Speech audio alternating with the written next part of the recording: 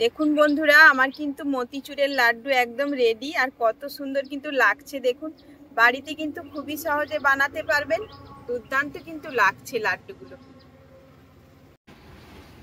নমস্কার বন্ধুরা, ববি কিচেনে আবার একটি নতুন পর্বে সবাইকে স্বাগত জানাই।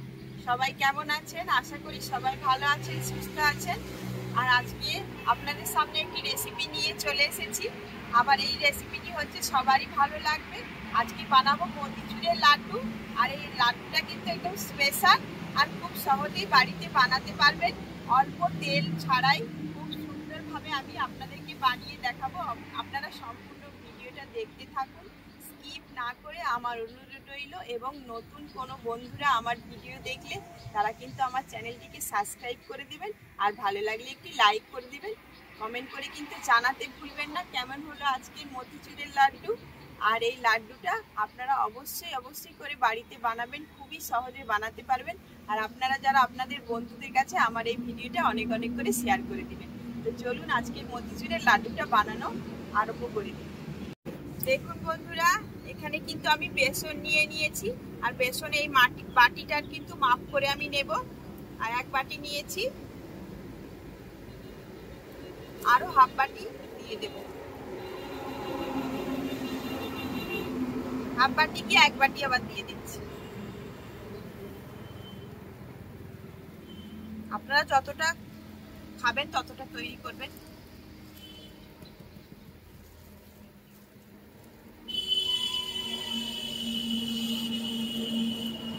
দু বাটি আমি দিয়ে দিচ্ছি। দেখুন বন্ধুরা, একটু লবণ দিয়ে দিচ্ছি। মিষ্টিতে কিন্তু লবণ না হলে ভালো লাগবে না। লবণ দিয়ে দিচ্ছি, আর কোনো কিছুই দেব না। আর লবণটা দিয়ে একটু ভালো করে মেখে নিচ্ছি। এবার জল দিয়ে ব্যাটারটাকে বানাবো। অল্প জল দেবো আর ব্যাটারটাকে বানাবো।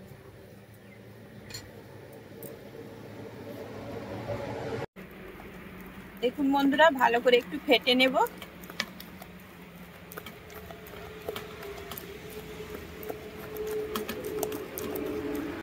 দেখুন বন্ধুরা, আমি কিন্তু কড়াই বসিয়ে দিয়েছি। আর কড়াইটা গরম হয়ে গেছে, তেল দিয়ে দিয়েছি। এবার এগুলো কিন্তু ভেজে নেব। দেখুন বন্ধুরা, আমি কিন্তু কম করেই তেল দিয়েছি, সাদা তেল দিয়ে দিয়েছি। এবার বড়ার আকারে আমি ভেজে নেবো এগুলা। আর একদম কম তেলেই কিন্তু ভাজবো। আর খুব সহজেই যেরকম হয়ে যায় সেই রকমই করব। একদম বেশি তেলেও ভাজবো না, বোঁদের মতো করেও ভাজবো না।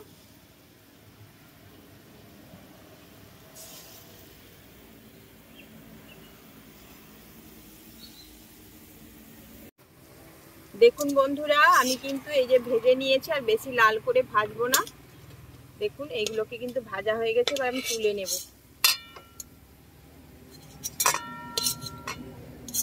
আর খুবই কিন্তু একটু ভালো করে ফাটবেন, তাহলে দেখবেন লাড্ডুগুলো কিন্তু হালকাও হবে।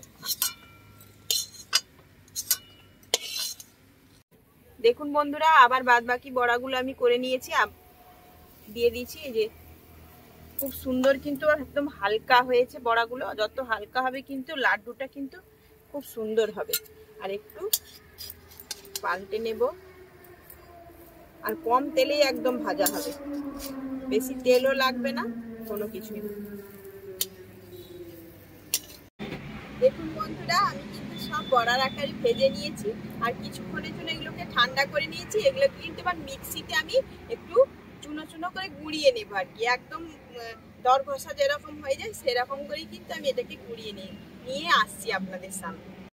দেখুন বন্ধুরা, আমি কিন্তু মিক্সিতে এটাকে গুঁড়ো করে নিয়েছি। দেখুন কত সুন্দর চুরচুরে করে নিয়েছি। এবার আমি চিনির শিরাটা বানাবো। দেখুন বন্ধুরা, এই বাটির মাপে কিন্তু আমি বেসন নিয়েছিলাম। আর এই বাটির মাপে কিন্তু আমি 2 বাটি চিনি নিয়ে নেব, চিনি রসটা করার জন্য। দেখুন বন্ধুরা, চিনির মধ্যে কয়েকটা বাতাসা ছিল, ওটাও আমি দিয়ে দিয়েছি। তো আপনারা ভাববেন ওটা কি, বাতাসা দিয়ে দিয়েছি। এবার দিয়ে দিচ্ছি জল, 2 বাটি জল দিয়ে দিচ্ছি।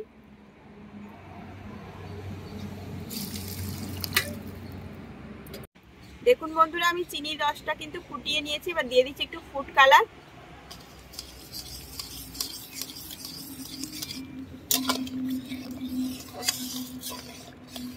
দেখুন বন্ধুরা, আমি চিনির রসটাকে একটু আঠা আঠা করে ফুটিয়ে নিয়েছি।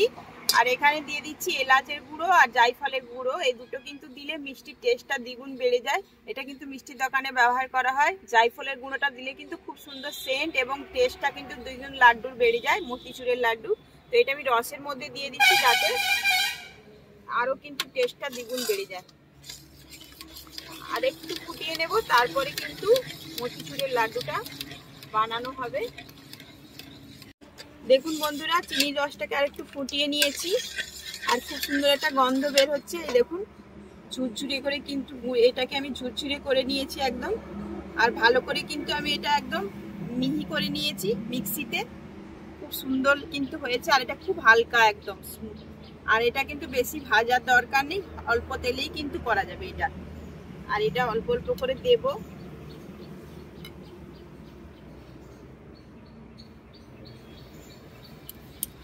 আর এই লাড্ডুটা কিন্তু খুবই সুন্দর হয় খেতে বন্ধুরা, মতিচুরের লাড্ডু।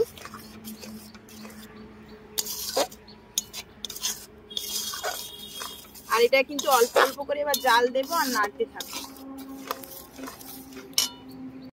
দেখুন বন্ধুরা, দিয়ে দিচ্ছি কাজু, ছোট ছোট করে কুচিয়ে নিয়েছি কাজুগুলোকে, কাজু বাদাম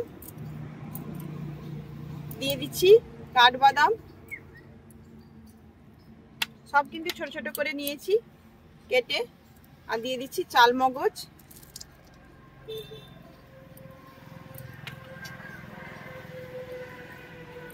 দিয়ে দিচ্ছি কিশমিশ, ছোট ছোট করে কুচিয়ে নিয়েছি।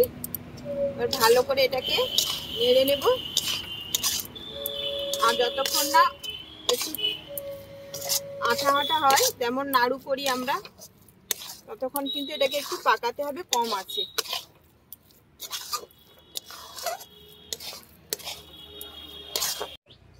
দেখুন বন্ধুরা, এটাকে কিন্তু ভালো করে আমি একটু রস মেরে মেরে নেড়ে নিয়েছি। আর দেখুন এটাকে একটু ঠান্ডা করে নেব। দেখুন এটা হাত দিয়ে দেখলেই বুঝতে পারবেন। দেখুন এরকম ডোলা ডোলা পাকিয়ে যাচ্ছে, তাহলে ভাববেন পারফেক্ট একদম হয়ে গেছে। আর কড়ার গা থেকে একদম ছেড়ে গেছে, দেখতেই পাচ্ছেন। আর এটাকে কিছুক্ষণের জন্য একটু ঠান্ডা করে নেব। দেখুন বন্ধুরা, আমি কিছুক্ষণের জন্য এটাকে ঠান্ডা করে নিয়েছি। বা ছোট ছোট করে নেব, মতিচুরের লাড্ডুগুলোকে বানাবো।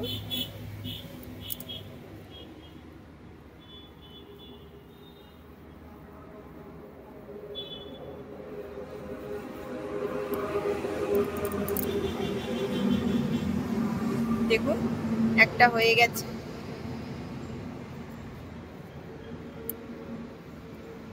আর এটা কিন্তু খুবই টেস্টি হয় খেতে বন্ধুরা।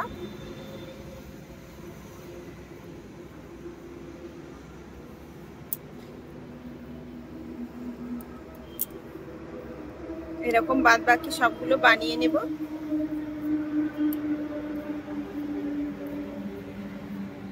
দেখুন বন্ধুরা, আমার কিন্তু মতিচুরের লাড্ডু একদম রেডি। আর কত সুন্দর কিন্তু লাগছে দেখুন। বাড়িতে কিন্তু খুবই সহজে বানাতে পারবেন। দুর্দান্ত কিন্তু লাগছে লাড্ডুগুলো। দেখুন বন্ধুরা, এরকম করে কিন্তু আপনারা অবশ্যই মতিচুরের লাড্ডু বানাবেন, কিন্তু খেতেও দুর্দান্ত হবে। আর আপনারা অবশ্যই কিন্তু সহজে বাড়িতে বানাতে পারবেন। আর আজকের এই লাড্ডুটি কেমন লাগলো অবশ্যই কিন্তু কমেন্ট করে জানাবেন। আর আপনাদের অবশ্যই ভালো লাগলে একটি লাইক করে দিবেন আর অনেক অনেক করে শেয়ার করে দিবেন। আবার একটি নতুন রেসিপি নিয়ে আপনাদের সামনে হাজির হয়ে যাব। আর খুবই সুন্দর কিন্তু এই লাড্ডুগুলো, খুব একদম হালকা হয়, খুব সুন্দর। আর লাড্ডুগুলো কিন্তু খেতে খুব দুর্দান্ত হয়, বাচ্চা থেকে বড় সবারই কিন্তু ভালো লাগবে। আবার একটি নতুন রেসিপি নিয়ে আপনাদের সঙ্গে হাজির হয়ে যাব। আপনারা সবাই সুস্থ থাকবেন, সাবধানে থাকবেন, ভালো থাকবেন। আজকের মতো বিদায় নিচ্ছি, টাটা।